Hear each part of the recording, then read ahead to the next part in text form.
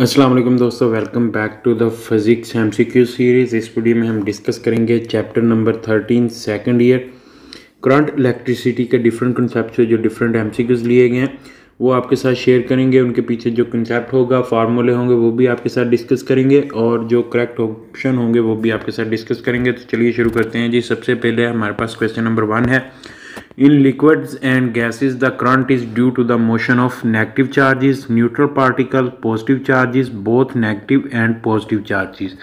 तो हमारे पास जो कंडक्टर्स होते हैं उनमें जो प्रॉपर कंडक्टर्स होते हैं उनमें हमारे पास जो करंट होता है वो नेगेटिव चार्जेस यानी जो हमारे पास इलेक्ट्रॉन्स होते हैं उनकी मूवमेंट की वजह से जो है वो होता है। और हमारे पास जो कन्वेंशनल चार्ज होता है, कन्वेंशनल जो करंट होता है वो हमारे पास जो है पॉजिटिव चार्जेस की यानी प्रोटॉन की मूवमेंट से होता है। लेकिन हमारे पास लिक्विड और गैसेस में जो करंट होता है वो हमारे पास बहुत पॉजिटिव और नेगेटिव चार्जेस की मूवमेंट से होता है। तो डेल्टा ऑप्शन यहाँ पर जो है राइट होगा। नेक्स्ट है हमारे पास क्वेश्चन नंबर 2 है, a current of 1 ampere is passing through a conductor, the charge passing through it in 1 minute is. यानी हमारे पास जो उसने करंट दिया है, आई दिया है, और उसके बाद हमारे पास जो है टाइम भी दिया है जो हमारे पास 60 सेकंड है, और हमने जो है यहाँ पर क्यू मालूम करना है यानी चार्ज मालूम करना है। तो हमें मालूम है कि हमारे पास जो करंट की डेफिनेशन है वो होती है जी, charge moving through a place in 1 second. तो हमारे पास इसका फार्मूला होता है Q is equal to I T, I is equal to Q over T. तो ये हमारे पास जो है ये वाला फार्मूला हम लगाएंगे। आई हमारे पास जो है जी वो 1 एम्पेयर है और टी हमारे पास 60 सेकंड है यानी 1 मिनट है। तो हमारे पास जो है 60 कूलम यहाँ पर जो है वो चार्ज आ जाएगा। बीटा ऑप्शन यहाँ पर जो है राइट होगा। नेक्स्ट है हमारे पास क्वेश्चन नंबर 3 है, at constant temperature the current flowing through a conductor is directly proportional to the potential difference across its ends is called. यानी हमारे पास जो है जी एट कॉन्स्टेंट टेम्परेचर करंट जो होता है यानी आई जो है वो हमारे पास जो है डायरेक्टली प्रोपोर्शनल है टू द पोटेंशियल डिफरेंस यानी वी के डायरेक्टली प्रोपोर्शनल है। तो ये हमारे पास कौन सा लॉ है, चार्ज लॉ है, एम्पेयर्स लॉ है, कॉलम्स लॉ है या फिर ओहम लॉ है। तो हमारे पास V is equal to I या V is directly proportional to I या फिर V is equal to I R जो होता है वो हमारे पास कौन सा लॉ होता है, चार्ल्स लॉ जो होता है ये हमारे पास जो है गैसेस का लॉ होता है। इसमें जो है वो हमारे पास वॉल्यूम डायरेक्टली प्रोपोर्शनल होता है टेम्परेचर के एट कांस्टेंट प्रेशर और नंबर ऑफ मोल के। और कॉलम्स लॉ जो होता है ये हमारे पास force of attraction between charges को शो करता है, F is equal to K Q1 Q2 over R square. और ओहम लॉ यहाँ पर जो है वो हमारे पास राइट आंसर है, ये हमारे पास जो है शो करता है V is equal to I R को। तो नेक्स्ट है जी हमारे पास क्वेश्चन नंबर 4 है, when same current passes for the same time through a thick and thin wire. यानी हमारे पास सेम करंट है, सेम टाइम के लिए पास करता है, दो वायर, एक थिन है एक थिक है, दोनों का यानी एरिया जो है वो डिफरेंट है। तो ऑप्शंस हैं यहाँ पर, more heat is produced in thin wire, no heat is produced in wire, more heat is produced in thick wire, none of these. तो हमारे पास किस वायर में जो है वो हीट ज़्यादा प्रोड्यूस होगी। तो हीट का जो है वो हमारे पास फार्मूला है वो आई स्क्वेयर आर टी है या फिर हमारे पास V square T over R है। तो हमारे पास जो है जी जैसे कि आपको मालूम है कि जो हमारे पास करंट है वो हमारे पास जो है एरिया के डायरेक्टली प्रोपोर्शनल है। यानी हमारे पास जितना ज़्यादा एरिया होगा किसी भी वायर का उतना ही ज़्यादा करंट जो है फ्लो करेगा, और करंट जो है वो हमारे पास रेजिस्टेंस के जो है वो इन्वर्सली प्रोपोर्शनल है। तो जिस वायर का एरिया ज़्यादा होगा उसमें से करंट ज़्यादा प्रोड्यूस होगा और हीट भी उसी में से ज़्यादा प्रोड्यूस होगी। तो चार्ली ऑप्शन यहाँ पर राइट होगा, more heat is produced in thick wire because इसका एरिया ज़्यादा है, यहाँ से करंट ज़्यादा प्रोड्यूस होगा और हीट भी ज़्यादा ही प्रोड्यूस होगी। नेक्स्ट है हमारे पास question number 5, the magnitude of drift velocity of is of the order of. यानी मैग्नीट्यूड ऑफ ड्रिफ्ट वेलोसिटी कितना होता है, 10 raise to power -3 metre per second, 10 raise to power -4 metre per second, 10 raise to power -6 metre per second या फिर 10 raise to power +3 metre per second. तो हमारे पास ये एक जो है इंफॉर्मेशन बेस्ड क्वेश्चन है। और यहाँ पर ड्रिफ्ट वेलोसिटी की अगर हम बात करें तो ड्रिफ्ट वेलोसिटी वो वेलोसिटी होती है जो हमारे पास इलेक्ट्रॉन अटेन करते हैं जब उन पर एक्सटर्नल इलेक्ट्रिक फील्ड जो है वो अप्लाई किया जाता है। तो इसका मैग्नीट्यूड जो होता है वो 10 raise to power -3 metre per second जो है वो होता है। तो यहाँ पर अल्फा ऑप्शन हमारे पास जो है राइट ऑप्शन है। नेक्स्ट है हमारे पास क्वेश्चन नंबर 6 है, the facts of bands in a wire on it's electric resistance R. Facts of band जो है वायर में, बैंड जो पड़ते हैं उनका इलेक्ट्रिक रेजिस्टेंस पर क्या इफेक्ट होगा, ज़ीरो होगा, लार्जर होगा, स्मॉलर होगा, या फिर नन ऑफ दी। तो हमारे पास जो रेजिस्टेंस होती है वो हमारे पास होती है जिस स्पेसिफिक रेजिस्टिविटी के डायरेक्टली प्रोपोर्शनल होती है, और एरिया के जो है वो हमारे पास जो है लेंथ के डायरेक्टली प्रोपोर्शनल होती है और एरिया के इन्वर्सली प्रोपोर्शनल होती है। जबकि यहाँ पर जो है वो हमारे पास बैंड्स जो होते हैं वायर में, वो इनमें से किसी भी चीज़ को जो है, तीनों चीज़ें जो है, स्पेसिफिक रेजिस्टिविटी हो या फिर लेंथ हो, एरिया हो, इनमें से किसी भी चीज़ को जो है वो अफेक्ट नहीं करते। तो फैक्ट जो बैंड्स का होगा वो हमारे पास इलेक्ट्रिक रेजिस्टेंस का जो है रेजिस्टेंस पर ज़ीरो होगा, यानी बैंड्स जितने भी वायर में हो ना तो उनसे उसकी जो है वो लेंथ में कोई चेंज आएगी, ना ही एरिया क्रॉस सेक्शनल एरिया में चेंज आएगी यानी मोटाई में चेंज आएगी, तो उससे फैक्ट जो है वो ज़ीरो होगा। अल्फा ऑप्शन यहाँ पर जो है राइट है। नेक्स्ट है हमारे पास क्वेश्चन नंबर 7 है, ऐसे यूनिट ऑफ कंडक्टिविटीज़ ओहम, मो, ओहम मीटर या फिर मो पर मीटर। तो वन बाय वन हम तमाम तर ऑप्शन को देख लेते हैं। ओहम जो है ये हमारे पास जो है रेजिस्टेंस का जो है वो एसआई यूनिट है, और मो जो है ये हमारे पास जो है कंडक्टेंस का जो है वो कंडक्टेंस का जो है वो ऐसा यूनिट है, बिकॉज हमारे पास जो कंडक्टेंस होती है वो हमारे पास जो है इन्वर्सली प्रोपोर्शनल होती है रेजिस्टेंस के, 1 ओवर रेजिस्टेंस होती है। तो हमारे पास जो है रेजिस्टेंस का जो हमारे पास यूनिट है वो हमारे पास ओहम है। तो इसी तरह जो है वो हमारे पास कंडक्टेंस का जो हमारे पास ऐसे यूनिट बनेगा वो 1 ओवर ओहम होगा, या फिर हमारे पास जो है इसको मो से भी शो कर सकते हैं। ओहम मीटर जो हमारे पास चार्ली ऑप्शन में है ये हमारे पास जो है रेजिस्टिविटी को शो करता है, रेजिस्टिविटी का ऐसे यूनिट होता है। और मो पर मीटर जो है ये हमारे पास जो है कंडक्टिविटी का जो है वो ऐसे यूनिट है, बिकॉज ये हमारे पास जो है वो इन्वर्सली प्रोपोर्शनल होता है रेजिस्टिविटी के। कंडक्टिविटी और रेजिस्टिविटी एक दूसरे के इन्वर्सली प्रोपोर्शनल हैं, तो वो ओहम मीटर को हम जब जो है उल्टा करेंगे तो वो मो पर मीटर जो है वो बन जाएगा। डेल्टा ऑप्शन यहाँ पर जो है राइट होगा। नेक्स्ट है हमारे पास क्वेश्चन नंबर 8 है, the value of the resistivity is the least for silver, aluminium, copper, all of the above. तो हमारे पास जो वैल्यू ऑफ रेजिस्टिविटी है ये सबसे हमारे पास जो लीस्ट होती है वो हमारे पास जो है सिल्वर के पास होती है। तो यहाँ पर अल्फा ऑप्शन जो है वो हमारे पास जो है राइट आएगा। एल्यूमिनियम और कॉपर भी जो है इनमें भी रेजिस्टिविटी काफ़ी हद तक कम होती है, लेकिन सिल्वर में सबसे ज़्यादा जो है रेजिस्टिविटी जो है वो कम होती है। तो इनको अगर हम ऑर्डर में अरेंज करें तो सबसे कम हमारे पास जो है सिल्वर में होती है, और उससे ज़्यादा हमारे पास जो है कॉपर में होती है, और फिर उससे ज़्यादा हमारे पास जो है एल्यूमिनियम में होती है। तो इसी तरह हमारे पास जो है जो हमारे पास सिल्वर होता है ये सबसे ज़्यादा जो है वो गुड कंडक्टर होता है। सबसे ज़्यादा जो बेस्ट कंडक्टर होगा वो हमारे पास जो है सिल्वर होगा इन तमाम में से, क्योंकि इसमें रेजिस्टिविटी की जो वैल्यू है वो सबसे कम है। तो अल्फा ऑप्शन यहाँ पर जो है राइट होगा। नेक्स्ट है हमारे पास क्वेश्चन नंबर 9 है, the third band of the color code gives the third digit, gives the tolerance, gives the number of zeros, number of none of these। तो यहाँ पर अगर हम देखें तो हमारे पास जो है कार्बन कोड्स आते हैं, कार्बन को शो करने के लिए कार्बन कोड्स आते हैं, और डिफरेंट कलर्स के ये हमारे पास जो है वो बैंड होते हैं। तो अब हम देख लेते हैं हमारे पास जो है 4 तरह के बैंड होते हैं। फर्स्ट बैंड जो होता है वो हमारे पास जो है फर्स्ट डिजिट को जो है वो शो करता है, और जो हमारे पास सेकंड बैंड होता है वो हमारे पास जो है वो सेकंड डिजिट को शो करता है, और हमारे पास जो थर्ड बैंड होगा वो हमारे पास जो है नंबर ऑफ ज़ीरोज़ को शो करेगा। और इसके अलावा जो हमारे पास फोर्थ बैंड होगा, टोटल 4 बैंड होते हैं, तो फोर्थ बैंड जो है वो हमारे पास टॉलरेंस की वैल्यू को शो करेगा। तो ये हमारे पास जो है डिफरेंट जो है एमसीक्यूज़ में जो है वो हमें हेल्प करेगी। अगर हमारे पास जो है जी उसने यहाँ पर थर्ड बैंड का पूछा है तो थर्ड बैंड हमारे पास जो है नंबर ऑफ ज़ीरोज़ को शो करेगा। थर्ड बैंड का जो कलर होगा वो हमारे पास उसी के मुताबिक जो है वो नंबर को शो करेगा। तो ये हमारे पास जो है डिफरेंट कलर्स हैं, इनके मुताबिक जो है ब्लैक की वैल्यू 0 है, ब्राउन की 1 है, रेड की 2 है, ऑरेंज की 3 है, येलो की 4 है, ग्रीन की 5 है, ब्लू की 6 है, एंड सो ऑन। आप ये टेबल जो है वो बुक से याद कर सकते हैं। और इसी तरह जो है वो हम देख लेते हैं। हमारे पास ये मैंने जैसे आपको पहले बताया,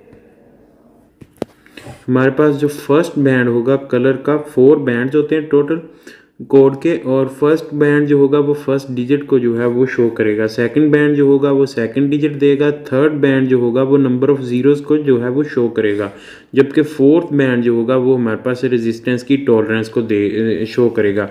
और इसमें हमारे पास जो है डिफरेंट तरह के जो है वो कलर होते हैं, सिल्वर होता है, या फिर हमारे पास जो है वो गोल्ड होता है, या फिर नो बैंड होगा, यानी बैंड मौजूद ही नहीं होगा जो हमारे पास फोर्थ बैंड होगा। तो सिल्वर जो होगा वो हमारे पास +-10% को शो करेगा, गोल्ड जो है वो प्लस जो है वो हमारे पास 5% को शो करेगा, और नो बैंड का मतलब है +-20%। और इसका मतलब है जी कि अगर हमारे पास जो है यहाँ पर उसने यहाँ पर दिया गया कि अगर हमारे पास एक 1000 ओम का रजिस्टर है तो उसमें टॉलरेंस जो है +-10% की है, तो उसकी एक्चुअल रेजिस्टेंस जो है वो 900 से लेकर 1100 के दरमियान होगी, यानी उसमें +-10% की जो है वो टॉलरेंस होगी एरर की, यानी वेरिएशन पॉसिबल होगी। तो ये हमारे पास जो है तमाम तर जो है वो कलर बैंड का जो है वो कलर कोडिंग का जो है वो तमाम तर बैंड्स का, कार्बन बैंड्स का चक्कर था। नेक्स्ट हमारे पास क्वेश्चन नंबर 10 है, gold band shows a tolerance of. तो ये मैंने आपको पहले बताया कि हमारे पास जो सिल्वर है वो 10% को शो करता है, 20% का मतलब है कि कोई भी बैंड जो है वो प्रेजेंट नहीं है, और 5% जो है ये हमारे पास जो है गोल्ड को शो करता है। तो चार्ली ऑप्शन यहाँ पर क्वेश्चन नंबर 10 का जो है वो राइट होगा। नेक्स्ट है हमारे पास क्वेश्चन नंबर 11 है, when the temperature of a conductor is raised its resistance remains the same, always increase, always decrease, none of the above. तो यहाँ पर हमारे पास जो कंडक्टर्स के केस में सीन है, टेम्परेचर जो है वो रेजिस्टेंस के डायरेक्टली प्रोपोर्शनल होता है, यानी टेम्परेचर इंक्रीज करने से हमारे पास जो रेजिस्टेंस है वो हमेशा जो है वो बढ़ेगी, जबकि हमारे पास जो इलेक्ट्रोलाइट्स या फिर जो हमारे पास इलेक्ट्रोलाइट्स, इंसुलेटर और उसके अलावा जो है हमारे पास जो सेमीकंडक्टर्स होते हैं उनके केस में हमारे पास जो है जी टेम्परेचर इंक्रीज़ करने से रेजिस्टेंस जो है वो हमेशा डिक्रीज़ होगी। तो यहाँ पर बीटा ऑप्शन राइट होगा। कंडक्टर के केस में उसने पूछा है, कंडक्टर के केस में हमारे पास टेम्परेचर इंक्रीज़ करने से रेजिस्टेंस इंक्रीज़ होगी। नेक्स्ट है हमारे पास क्वेश्चन नंबर 12 है, first Kirchhoff first rule is manifestation of law of conservation of, यानी हमारे पास किरचॉफ का जो फर्स्ट रूल है वो हमारे पास किस लॉ ऑफ कंजर्वेशन की जो है वो मैनिफेस्टेशन है। तो फर्स्ट जो हमारे पास रूल है वो हमारे पास law of conservation of charge की मैनिफेस्टेशन है। सिग्मा हमारे पास जो करंट होता है सिग्मा आई वो 0 के इक्वल होता है, यानी जितने भी करंट हमारे पास किसी भी पॉइंट की तरफ जो है वो फ्लो कर रहे हैं तो वो सेम होंगे उस तमाम तर करंट्स के सम के जो उस पॉइंट से अवे मूव कर रहे हैं। तो सिग्मा आई जो है वो 0 के इक्वल होगा। जबकि हमारे पास जो किरचॉफ का सेकंड रूल है वो हमारे पास law of conservation of energy की जो है वो हमारे पास जो है मैनिफेस्टेशन है, और इसमें जो है वो तमाम तर जो पोटेंशियल डिफरेंसेस होते हैं किसी भी क्लोज्ड सर्किट में वो हमारे पास जो है सेम होते हैं। तो यहाँ पर अल्फा ऑप्शन यहाँ पर राइट होगा। चार्ज है, law of conservation of charge की मैनिफेस्टेशन है किरचॉफ का फर्स्ट रूल। नेक्स्ट है हमारे पास क्वेश्चन नंबर 13 है, a wire of resistance R is cut into 2 equal parts, its resistance become R/2, what happens to resistivity. तो हमारे पास जैसे कि आपको मालूम है कि हमारे पास जो रेजिस्टेंस होती है वो हमारे पास डायरेक्टली प्रोपोर्शनल होती है लेंथ के, यानी जितनी लेंथ ज़्यादा होगी उतनी रेजिस्टेंस ज़्यादा होगी। तो जब लेंथ को इक्वल पार्ट में कट करेंगे लेंथ L/2 हो जाएगी, तो हमारे पास रेजिस्टेंस भी R/2 हो जाएगी। तो अब उसने पूछा कि रेजिस्टेंस तो उसकी हाफ होगी लेकिन रेजिस्टिविटी पे क्या असर पड़ेगा। तो रेजिस्टिविटी जो है वो हमारे पास जो है हर सब जो हमारे पास सब्सटेंस है उसके लिए जो है वो स्पेसिफिक होती है, तो इसीलिए इसको स्पेसिफिक रेजिस्टिविटी कहा जाता है। और ये किसी भी सब्सटेंस की ऐसी रेजिस्टेंस होती है जो उसके क्रॉस सेक्शनल एरिया में, उसकी वायर के क्रॉस सेक्शनल एरिया में यूनिट लेंथ में पाई जाती है, यानी 1 मीटर की लेंथ में जितनी भी हमारे पास यूनिट लेंथ में जो जितनी भी पाई जाएगी उसकी रेजिस्टेंस, उसको हम स्पेसिफिक रेजिस्टिविटी कहते हैं। तो ये जितनी भी लेंथ होगी उसके लिए स्पेसिफिक रेजिस्टिविटी की वैल्यू सब्सटेंस पे डिपेंड करेगी, लेंथ एरिया या किसी और चीज़ के साथ जो है ये चेंज नहीं होगी। तो ये हमारे पास जो है स्पेसिफिक रेजिस्टिविटी की वैल्यू जो है वो हमारे पास सेम ही रहेगी, बिकॉज ये सब्सटेंस पे जो है वो डिपेंड करती है ना कि लेंथ पे। लेंथ हम चाहे उसको 4 गुना कम कर दें या 4 गुना बढ़ा दें, डबल कर दें या हाफ कर दें, तो उस पर कोई भी असर नहीं पड़ेगा। तो यहाँ पर बीटा ऑप्शन यहाँ पर राइट होगा। नेक्स्ट है हमारे पास क्वेश्चन नंबर 14 है, the equivalent resistance in series circuit is, यानी हमारे पास सीरीज सर्किट में जो है वो डिफरेंट जो है वो रजिस्टर्स जो है वो जमा किए गए हैं, जोड़े गए हैं, तो उनकी इक्विवेलेंट रेजिस्टेंस क्या होगी। R equivalent is equal to R1 plus R2 plus R3 and so on. R equivalent is equal to 1 over R plus 1 over R2 plus 1 over R3 and so on. और Charlie में है हमारे पास 1 over R equivalent is equal to 1 over R plus 1 over R2 plus 1 over R3 and so on. और delta में है none of the above. तो हमारे पास सीरीज में जितने भी सर्किट जुड़े होंगे, रजिस्टर जुड़े होंगे, उनकी जो हमारे पास जो है रेजिस्टेंस जो है वो इक्विवेलेंट होकर उनके इंडिविजुअल से जो है वो हमेशा ज़्यादा होगी। तो अल्फा ऑप्शन यहाँ पर जो है राइट होगी। यानी हमारे पास सपोज कर लें 3 या 3 से ज़्यादा जो रजिस्टर हैं वो हमारे पास जो है वो जुड़े हैं सीरीज सर्किट में, तो उनकी इक्विवेलेंट रेजिस्टेंस जो है वो हमेशा इंडिविजुअल रजिस्टर की वैल्यू से ज़्यादा होगी। जबकि हमारे पास पैरेलल के लिए, पैरेलल सर्किट में अगर हमारे पास जो है डिफरेंट रजिस्टर्स जुड़े होंगे तो उनकी हमारे पास जो वैल्यू होगी इंडिविजुअल रजिस्टर्स के मुकाबले में हमेशा कम होगी। तो चार्ली जो है वो हमारे पास पैरेलल सर्किट के लिए उसकी वैल्यू है इक्विवेलेंट रजिस्टेंस की, और अल्फ़ा जो है वो हमारे पास जो है सीरीज सर्किट के लिए वैल्यू है। नेक्स्ट है हमारे पास क्वेश्चन नंबर 15 है, the product of resistance and conductance is, यानी हमारे पास रेजिस्टेंस एंड कंडक्टेंस का जो प्रोडक्ट होता है वो क्या होता है। 1 होता है, रेजिस्टिविटी होता है, कंडक्टेंस होता है, या फिर 0 होता है। तो सपोज कर लेते हैं रेजिस्टेंस और मल्टीप्लाई हमारे पास जो है कंडक्टेंस है, तो जो हमारे पास जो है जी रेजिस्टेंस ऐसे ही आ जाएगा, और कंडक्टेंस को हम 1 ओवर रेजिस्टेंस से भी शो कर सकते हैं, बिकॉज ये हमारे पास कंडक्टेंस जो होती है ये हमारे पास रेजिस्टेंस का रेसिप्रोकल होती है। तो ये रेजिस्टेंस इस रेजिस्टेंस से कट जाएगी, तो वैल्यू जो है इसकी 1 आ जाएगी। अल्फा ऑप्शन यहाँ पर जो है राइट होगा। इसी तरह कंडक्टिविटी और रेजिस्टिविटी का भी जो प्रोडक्ट होगा वो हमारे पास 1 के ही इक्वल होगा। नेक्स्ट है हमारे पास क्वेश्चन नंबर 16 है, a resistance R is placed in parallel with another resistance of 40 ohm. Their equivalent resistance is 24 ohm. The value of R is, यानी उसने कहा कि एक हमारे पास रेजिस्टेंस R जो है वो पैरेलल में जोड़ी गई है दूसरी रेजिस्टेंस में जिसकी रेजिस्टेंस जो है 40 ओम है। दोनों की R इक्विवेलेंट जो है वो हमारे पास जो है 24 ओम है, और उसमें जो है हमने वैल्यू ऑफ R मालूम करनी है। वो कितनी होगी, 20 ओम होगी, 60 ओम होगी, 40 ओम होगी, या फिर 80 ओम होगी। तो हम सपोज कर लेते हैं हमारे पास जो फार्मूला है पैरेलल सर्किट का वो 1 over R equivalent is equal to 1 over R, और प्लस इसमें हम दूसरी वैल्यू पुट कर लेते हैं जो 40 ओम है, 1 ओवर 40। तो R इक्विवेलेंट यहाँ पर हमारे पास जो है 24 दी गई है। अब इसको जो है वो हम सॉल्व कर लेते हैं। ये 1 ओवर 40 इधर प्लस हो रहा है, दूसरी साइड पर आकर ये जो है वो माइनस होगा, 1 ओवर 24 माइनस 1 ओवर 40। तो ये हमारे पास आ जाएगा जी 1 over R is equal to 2 over 120। तो ये हमारे पास जब इसको हम सॉल्व करेंगे तो R जो है वो हमारे पास जो है जी 60 ओम के इक्वल आ जाएगा।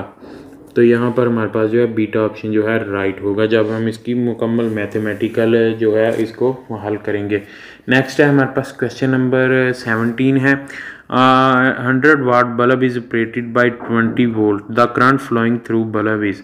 उसने जो है वो हमें पावर दी है 100 वाट है उसकी, और उसके अलावा जो है वो हमारे पास उसने जो है यहाँ पर पोटेंशियल डिफरेंस दिया है जो हमारे पास जो है जी V दिया है, V की वैल्यू दी है जो हमारे पास 200 वोल्ट है, और यहाँ पर जो है हमने करंट मालूम करना है। तो I हमने जो है यहाँ पर मालूम करना है। तो हमें मालूम है P is equal to VI होता है, और यहाँ पर I हमने मालूम करना है तो I is equal to P over V आ जाएगा। हमारे पास P की वैल्यू 100 है, V की वैल्यू 200 है, तो ये हमारे पास 0.5 एम्पेयर आ जाएगा। तो अल्फा ऑप्शन यहाँ पर जो है राइट होगा। नेक्स्ट है हमारे पास क्वेश्चन नंबर 18 है, if 40 watt bulb is on for 2 hours how much heat is generated. यहाँ पर हमें पावर दी गई है, पावर इसकी 40 वाट है, और उसके बाद हमें जो है वो टाइम दिया गया है जो हमारे पास 2 आवर्स है, और ये हमारे पास जो है 7200 जो है वो सेकंड बनेंगे। तो अब हमने जो है वो हीट मालूम करनी है। तो हीट का जो हमारे पास फार्मूला है, इन दो वैल्यूज़ को जो इन्वॉल्व करता है वो हमारे पास पावर मल्टीप्लाई टेम्परेचर होता है। तो इसकी वैल्यू हम पुट करेंगे 40 मल्टीप्लाई 7200, तो ये हमारे पास जो है आ जाएगा 288 मल्टीप्लाई 10⁻³ जूल। तो यहाँ पर बीटा ऑप्शन जो है राइट होगा।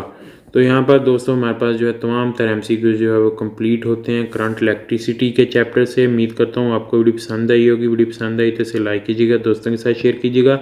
अगर आप इस चैनल पर नहीं है तो चैनल सब्सक्राइब कर लें और साथ बेल आइकन को प्रेस कर लें। इस वीडियो में इतना मिलेंगे एक नई वीडियो के साथ। अपना बहुत सारा ख्याल रखिएगा, दुआ में याद रखिएगा। तब तक के लिए अल्लाह हाफिज़।